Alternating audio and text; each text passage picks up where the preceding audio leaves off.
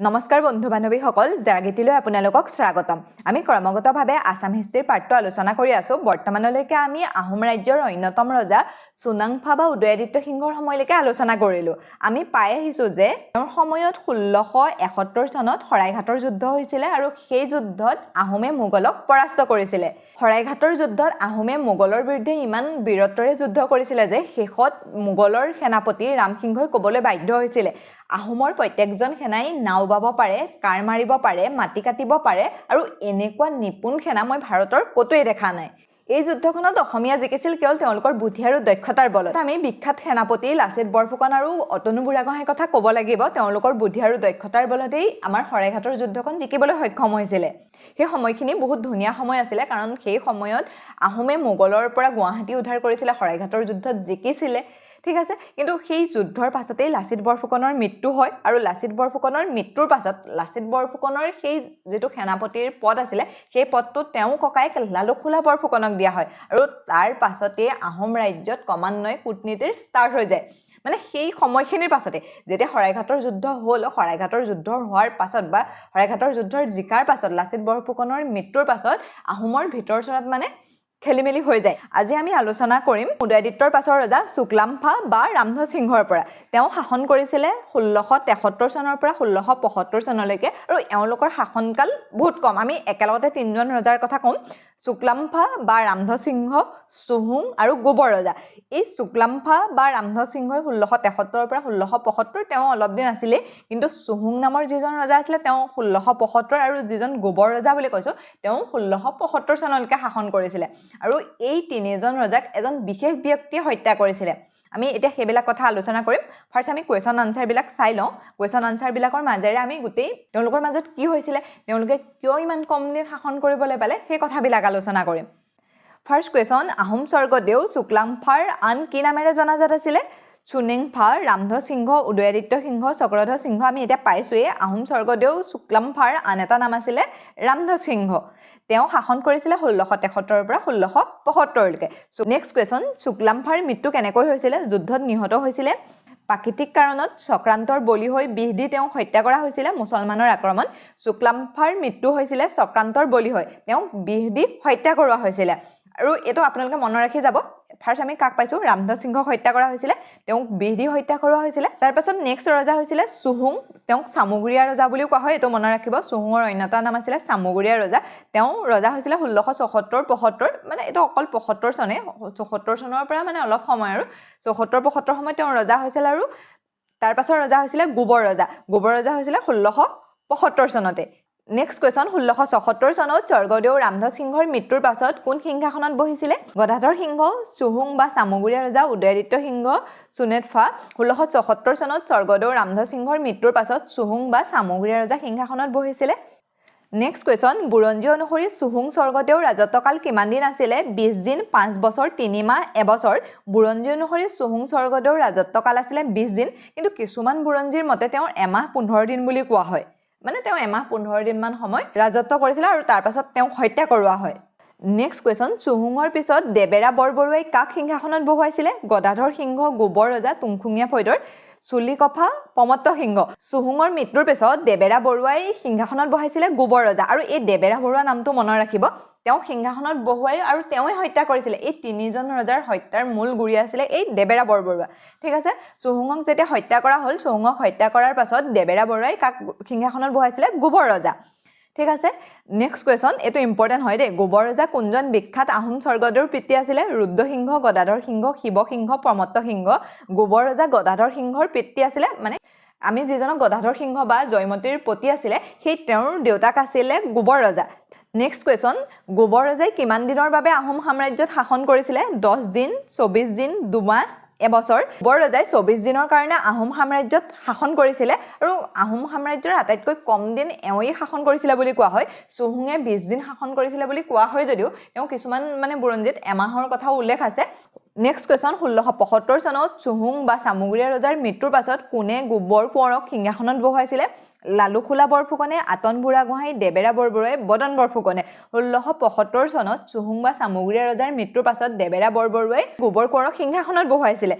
এতিয়া যে আমি অলপ আগতে পাইছিলোঁ লালুখোলা বৰফুকন সিংহাসন লোভী আছিলে তেওঁ সিংহাসনৰ কাৰণে কূটনীতি আৰম্ভ কৰিছিলে আৰু আহোমৰ বুৰঞ্জীৰ এটা অন্যতম নাম আছিলে এই দেবেৰা বৰবৰুৱা তেওঁ সিংহাসন লোভী আছিলে তেওঁক ডাইৰেক্ট সিংহাসনখন নালাগে কিন্তু তেওঁ এনেকুৱা আছিলে যে তেওঁ যিজন ৰজা হ'ব সেই ৰজাজনে তেওঁৰ কথা মানিব লাগিব তেওঁৰ মতে শাসন কাৰ্য চলিব লাগিব মানে তেওঁ ডমিনেট কৰিব পৰা মানুহজনকহে ৰজা হৈ থাকিবলৈ দিব কিন্তু তেওঁ যদি তেওঁ তলত নাথাকে বা তেওঁৰ কথা নুশুনে মানে তেওঁ হত্যা কৰে আৰু সেই তিনিজন লোকক শুক্লাম্ফা বা ৰামধ সিংহ সুহুং বা চামগুৰিয়া ৰজা আৰু গোবৰ ৰজা তেওঁ সিংহাসনত উঠালেও তেওঁ নিজে হত্যাও কৰালে এই দেবেৰা বৰুৱাই এই তিনিজন ৰজাকে হত্যা কৰিছিলে শুক্লাম্ফা বা ৰামধ সিংহ সুহুং বা চামগুৰিয়া ৰজা আৰু গোবৰ ৰজা এই যিজন দেবেৰা বৰুৱা তেওঁ উদয়াদিত্য সিংহৰ দিনতেই মন্ত্ৰী হিচাপে মানে তাত স্থান পাইছিলে আহোম সাম্ৰাজ্যত মন্ত্ৰী হিচাপে আছিলে আৰু তেওঁ মানে সবকে হাতৰ মুঠিত ৰাখিবলৈ লাগে যে তেওঁৰ তলত থাকিলে বা তেওঁৰ কথা শুনিলে ভাল আৰু তেওঁৰ কথা নুশুনিলে বেয়া আৰু মানে তেওঁ ইমান বেছি অত্যাচাৰী হৈ গৈছিলে অতনু বুঢ়াগোহাঁয়ে তেওঁক মানে হত্যা কৰে তেওঁক মানে দোষী সাব্যস্ত কৰি হত্যা কৰে কিন্তু অতনু বুঢ়াগোহাঁইও বাচি নগ'ল যেতিয়া ল'ৰা ৰজা বা চুলিকফা সিংহাসনত উঠিলে তেতিয়া লালুখোলা বৰফুকনে ৰজাৰ অনুমতি লৈ অতনু বুঢ়াগোহাঁইক হত্যা কৰিলে আমি এতিয়া পাম ইয়াৰ পাছতেই চুলিকফা বা ল'ৰা ৰজা আহিব তেওঁ কেনেকৈ সিংহাসনত উঠিলে বা তেওঁক কি ধৰণৰ চক্ৰান্ত কৰি উঠোৱা হ'ল আমি সেই কথাবিলাক পাম মানে এক কথাত ক'বলৈ গ'লে শৰাইঘাটৰ যুদ্ধৰ পাছত আহোমৰ ভিতৰচোৰত খোৱা কামোৰা আৰম্ভ হৈ গ'ল লালুখোলাকো ৰজা হ'বলৈ লাগে কিন্তু অতনু বুঢ়াগোহাঁই থকাৰ কাৰণে বা দেবেৰা বৰবৰুৱা থকাৰ কাৰণে তেওঁ সিংহাসনত উঠিব নোৱাৰে সেইকাৰণে তেওঁ ল'ৰা ৰজাকে সিংহাসনত উঠাই দিলে নিজৰ জীয়েকক বিয়া দি ল'লে বিয়া দি লৈ পেলাই তেওঁ সিংহাসনত উঠালে আৰু ল'ৰা ৰজা মানে এনে সিংহাসনত থাকিব লাগে কাৰণে আছে আৰু সব কামবিলাক লালুখোলা বৰফুকনে কৰে ইয়াৰ পাছত আৰু দুজন আহোমৰ সিংহাসনত উঠিছিলে তেওঁলোক হৈছে চুজিনফা বা অৰ্জুন দিহিঙীয়া ৰজা তেওঁ 1675 চনৰ পৰা 1677 চনলৈকে শাসন কৰিছিলে তাৰ পাছত সুদৈফা বা পৰ্বতীয়া ৰজা তেওঁ শাসন কৰিছিলে 1677 চনৰ পৰা 1679 চনলৈকে এওঁলোকৰ আমাৰ পৰীক্ষাৰ দৃষ্টিকোণৰ পৰা ইমান বেছি ইম্পৰ্টেণ্ট নহয় এতিয়া আহিছোঁ চুলিকফা বা ল'ৰা ৰজালৈ তেওঁৰ শাসনকালটো আছিলে 1679 চনৰ পৰা 1681 চনলৈকে এতিয়া আমি পাইছোঁৱেই যে লালুখোলা বৰফুকনে তেওঁ নিজৰ স্বাৰ্থ বা তেওঁৰ নিজৰ ক্ষমতা বিস্তাৰ কৰিবৰ বাবে তেওঁ জীয়ৰীক ল'ৰা ৰজালৈ বিয়া দিছিলে আৰু বহুত কম সময়তেই চুলিকফা বা ল'ৰা ৰজাক সিংহাসনত উঠাইছিলে এতিয়া আমি কুৱেশ্যন আনচাৰবিলাকৰ মাজলৈ আহিছোঁ ফাৰ্ষ্ট কুৱেশ্যন চুলিকফাক কি নামেৰে সচৰাচৰ জনা যায় দিহিঙীয়া ৰজা ল'ৰা ৰজা চামগুৰিয়া ৰজা পৰ্বতীয়া ৰজা চুলিকফাক সচৰাচৰ ল'ৰা ৰজা বুলি জনা যায় কাৰণ তেওঁ বহুত কম বয়সত সিংহাসনত উঠিছিলে বহুত কম বা সৰু কালতে সিংহাসনত উঠাৰ কাৰণে তেওঁক ল'ৰা ৰজা নামেৰে জনা যায় নেক্সট কুৱেশ্যন ল'ৰা ৰজাৰ হিন্দু নামটো কি আছিলে ৰামধ সিংহ উদয়াদিত্য সিংহ ৰত্নধ্বজ সিংহ চক্ৰধ্বজ সিংহ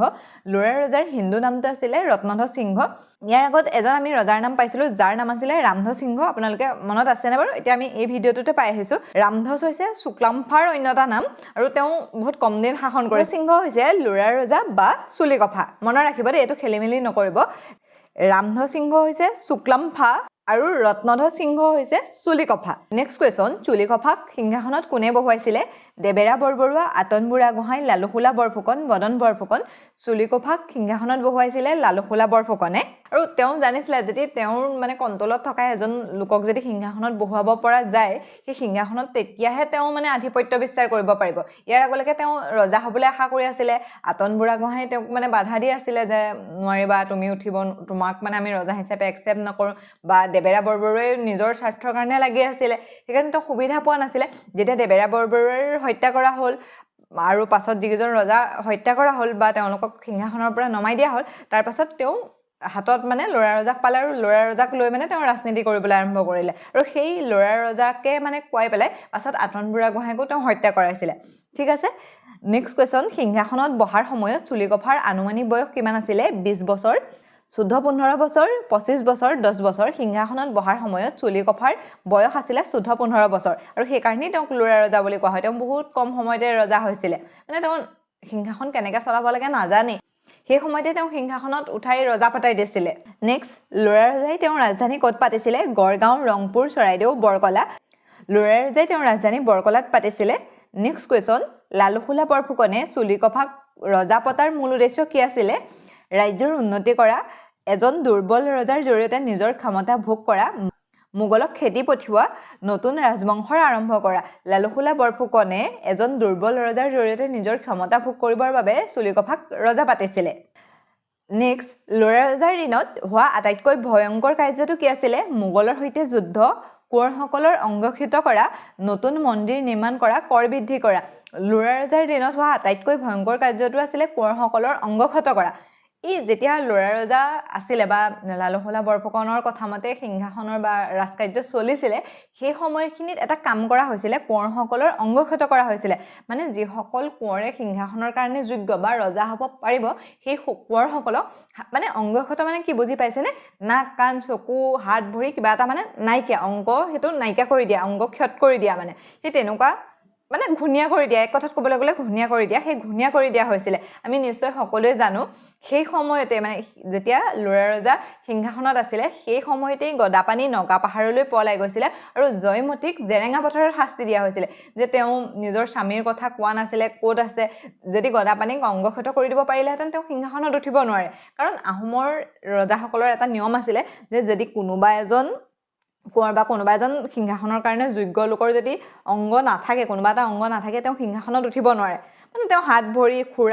খুৰা লেঙুৰা মানে অন্ধ তেনেকুৱা হ'লে মানে কি হয় সিংহাসনত তেওঁ আৰোহণ কৰিব নোৱাৰে বা ৰজা হ'ব নোৱাৰে কাৰণ সেই ৰাজকোঁৱৰসকলৰ কোনোবা এটা অংগ কাটি দিয়া হৈছিলে আৰু যাৰ কাৰণে জয়মতীয়ে শাস্তি পায় মানে জয়মতীক নিৰ্দয়ভাৱে হত্যা কৰা হৈছিলে জেৰেঙা পথাৰত তেওঁ স্বামী ক'ত গৈছিলে কোৱা নাছিলে স্বামী গদাপানী মানে নগা পাহাৰলৈ পলাই গৈছিলে তাৰ পাছত জেৰেঙা পথাৰত জয়মতীক শাস্তি দিয়া হৈছিলে আমিতো সেইবিলাক কাহিনী জানোৱেই আৰু ইয়াৰ পাছতেই মানে যেতিয়া জয়মতীক হত্যা কৰা হয় ন হত্যা কৰাৰ পাছতে লালুহলা বৰফুকনকো হত্যা কৰা হৈছিলে আৰু লালুহলা বৰফুকনক হত্যা কৰিছিলে তেওঁৰ এজন গাৰখীয়া আমি এতিয়া পাম ৰজাৰ সৈন্যই কাক বিচাৰি ফুৰিছিল যদিও ধৰিব পৰা নাছিল ৰুদ্ৰসিংহ গদাপানী বা গদাধৰ সিংহ অৰ্জুন কোঁৱৰ চুহুং লৰা ৰজাৰ সৈন্যই গদাপানীক বিচাৰি ফুৰিছিল বা গদাধৰ সিংহক বিচাৰি ফুৰিছিল আৰু তেওঁক পোৱা নাছিল তেওঁ কলৈ পলাই গৈছিলে নগা পাহাৰলৈ তাৰপাছত নেক্সট কুৱেশ্যনলৈ আহিছোঁ জয়মতী কুঁৱৰীৰ মৃত্যু কিমান চনত হৈছিলে 1679 চনত 1680 চনত 1681 চনত 1694 চনত জয়মতী কুঁৱৰীৰ মৃত্যু হৈছিলে 1680 চনৰ 27 মাৰ্চত সেইদিনাখন তেওঁক জেৰেঙা পথাৰত শাস্তি দি হত্যা কৰা হৈছিলে নেক্সট কুৱেশ্যন লালুহলা বৰফুকনক কোনে হত্যা কৰিছিলে লৰা ৰজাই গদাপানীয়ে তেওঁৰে এজন লিগেৰা আগুনি আৰু ভুটাই ডেকাই মোগলে লালুহলা বৰফুকনক তেওঁৰে এজন গাৰখীয়া মানে বডিগাৰ্ড তেওঁৰ লগত থকা এজন বডিগাৰ্ডেই হত্যা কৰিছিলে বা লিগেৰাই হত্যা কৰিছিলে যাৰ নাম আছিলে ভুটাই ডেকা আৰু আগুনি মানে তেওঁ অত্যাচাৰ ইমানেই বেছি হৈ গ'লগে মানে শেষত তেওঁ গাৰখীয়া বা তেওঁ বডিগাৰ্ডে তেওঁ হত্যা কৰিবলগীয়া হ'ল ঠিক আছে আজিৰ ভিডিঅ'টোৰ শেষৰটো কুৱেশ্যন লৰা ৰজাৰ শাসনকালত অসম বুৰঞ্জীত কি কাল বুলি অভিহিত কৰা হয় সন্তাস আৰু অৰাজকতাৰ কাল ধৰ্মীয় বিপ্লৱৰ কাল বাণিজ্যৰ কাল কৃষি বিপ্লৱৰ কাল লৰা ৰজাৰ সময়ছোৱাক সন্তাস আৰু অৰাজকতাৰ কাল বুলি কোৱা হয় ভাবকচোন কেনেকুৱা ধৰণৰ কোলা অধ্যায় হ'ব পাৰে যিসকল ৰাজকোঁৱৰ উঠিহাল লৰাক হাত ভৰি নাক চকু কাণ কাটি দিয়া হৈছিলে মানুহৰ ওপৰত ইমান অত্যাচাৰ কৰা হৈছিলে নিদোষী জয়মতীক হত্যা কৰা হৈছিলে সেইকাৰণে সেই সময়খিনি কিহৰ কাল বুলি কয় সন্তাস বা অৰাজকতাৰ কাল বুলি কোৱা হয় ঠিক আছে আজিলৈ ইমানতে এৰিছোঁ আপোনালোকে মোৰ পৰা কেনেকুৱা ধৰণৰ ভিডিঅ' বিচাৰে বা কিহৰ ওপৰত মই আলোচনা কৰাটো বিচাৰে আপোনালোকে মোক এটা কমেন্ট কৰি জনাব আৰু যদি ভিডিঅ'টো ভাল পাইছে তেনেহলে চেনেলটো সাবস্ক্ৰাইব কৰি দিবলৈ নাপাহৰিব ঠিক আছে আজিলৈ ইমানতে এৰিছোঁ অন্য এটা ভিডিঅ'ত লগ পোৱাৰ প্ৰতিশ্ৰুতিৰে